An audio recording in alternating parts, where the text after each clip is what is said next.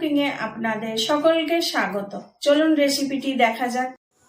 এসে গেছি নতুন একটা রেসিপি নিয়ে। আজকের রেসিপি হচ্ছে বেসনের লাড্ডু। বেসনের লাড্ডু বানাতে যা যা উপকরণ লাগবে আপনাদের দেখাচ্ছি। এখানে আছে 300 গ্রাম বেসন, এখানে আছে 150 গ্রাম চিনি, এখানে আছে 150 গ্রাম ঘি, হাফ চামচ আছে এলাচের গুঁড়ো, 2 চামচ কাজু কুচি, এখানে আছে মগজ 2 চামচ, 2 চামচ পেস্তা কুচি আছে। প্রথমে চিনির শিরাটা তৈরি করে নেব। চিনি দিয়ে দিলাম আর 2 চামচ জলও দিয়ে দিলাম। এবার চিনিটাকে আমি গলিয়ে নেব।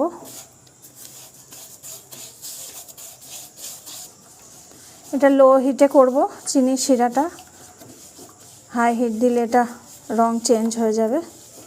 চিনিটা অনেক গলে এসেছে।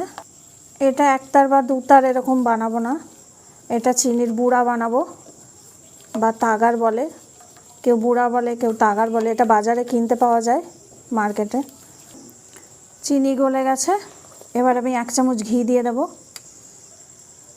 আপনারা যদি চান ঘিয়ের বদলে সাদা তেলও দিতে পারেন, কিন্তু ঘি দিলে গন্ধটা খুব ভালো লাগে। অনবরত নাড়তেই থাকবেন, না নিচে লেগে যাবে। আপনারা যদি চান চিনির বদলে কেনা বাতাসা দিয়েও করতে পারেন লাড্ডু, আবার নকুলদানা দিয়েও করা যায়। হয়ে গেছে এটা। এবার আমি গ্যাসটা বন্ধ করে দেব।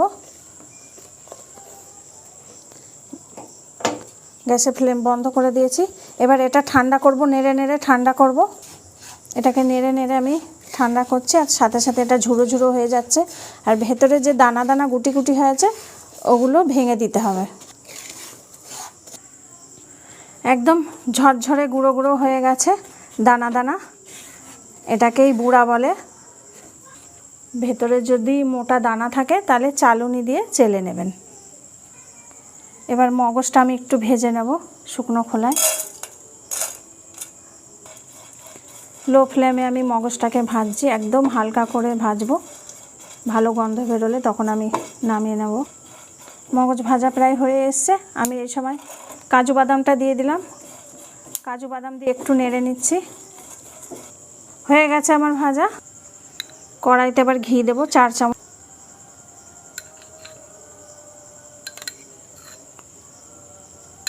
চামচ। ঘি দিলাম, ঘিটা গলে যাক। বেসন ঢেলে দিলাম। বেসন ঢেলে এবার নাড়তে থাকবো।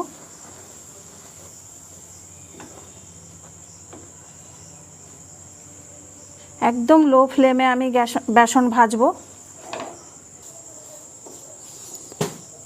আমি ঘিটা বেসনের সাথে ভালো করে মিশিয়ে দিচ্ছি, একদম লো হিটে। এটা হাই হিট কিছুতে করা যাবে না, এটা খুব ধৈর্যের সাথে করতে হবে। হালকা করে ভাজবো বেসনটাকে। একবারে ঘি দেবেন না, তাহলে বেসন থেকে ঘি ছেড়ে তখন একদম পাতলা হয়ে যাবে। থেকে থেকে ঘি দিতে হবে অল্প অল্প করে। এটা আমি নাড়তেই আছি, নাহলে নিচে লেগে যাবে। ব্রাউন কালার হয়ে গেলে এটা তিতকুটে লাগবে। আর এটা আমি ঘরে বানিয়েছি বেসনটা, একটুখানি দানা দানা আছে বেসনে, মোটা করে আমি পিষেছি মিক্সিতে। আবার আমি 1 চামচ ঘি দেব, দিয়ে আবার মিশিয়ে দেবো ভালো করে বেসনের সাথে। আমি ঘি দিচ্ছি, আরও 1 চামচ ঘি দিলাম। ঘিটা আবার মিশিয়ে দিচ্ছি ভালো করে। আর 1 চামচ ঘি দেবো আমি। এটা একবারে ঘি দেওয়া যাবে না, থেকে থেকে ঘি দিতে হবে। এটাকে এবার নেড়ে নেড়ে ঠান্ডা করব। একদম পুরোপুরি ঠান্ডা করব না, একটু হালকা উষ্ণ গরম থাকতে তখন আমি এটাকে চিনি মেশাবো।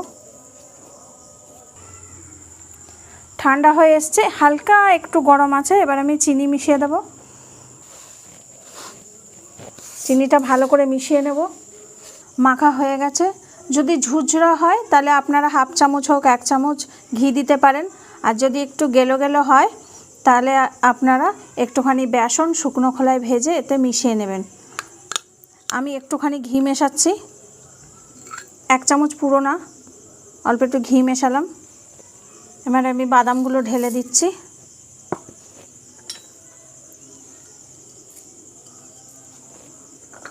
এলাচ গুঁড়ো দিয়ে দিচ্ছি, দিয়ে আমি একটু মাখিয়ে নেব, সবগুলো দিয়ে একটু মিশিয়ে নেব ভালো করে। এবার আমি লাড্ডু শেপ দিয়ে নেব।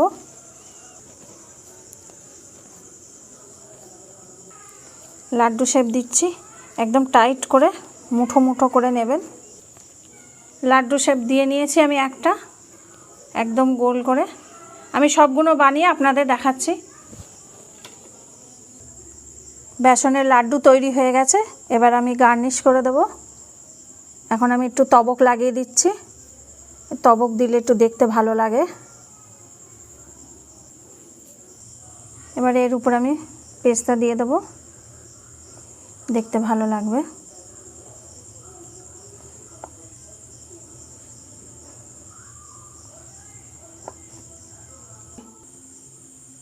লাড্ডু তৈরি হয়ে গেছে, আপনাদের এবার ভেঙে দেখাবো আমি।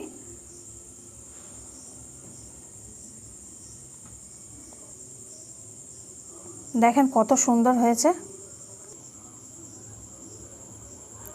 একদম দোকানের মতো হয়েছে। আপনারা বাড়িতে এইভাবে লাড্ডু বানাবেন, খেতে খুব ভালো লাগে। বাড়িতে অনুষ্ঠান হলেও এইভাবে লাড্ডু যদি বানান সবাই খুব পছন্দ করবে। আর আপনারা বাড়িতে যদি বানান লাড্ডু, তাহলে বেসনটাকে আপনারা মিক্সিতে যদি পিষে নেন তাহলে খুব ভালো হয়, তাহলে একটু দানা দানা হবে, লাড্ডুটা খেতে একটু ভেতরে ক্রাঞ্চি লাগবে। রেসিপিটি যদি ভালো লেগে থাকে তাহলে লাইক, কমেন্ট, শেয়ার এবং সাবস্ক্রাইব করবেন। আর যদি ভালো না লাগে তাহলে ডিসলাইক দিয়ে কমেন্ট করে জানাবেন। সকলে ভালো থাকবেন, আসি তাহলে।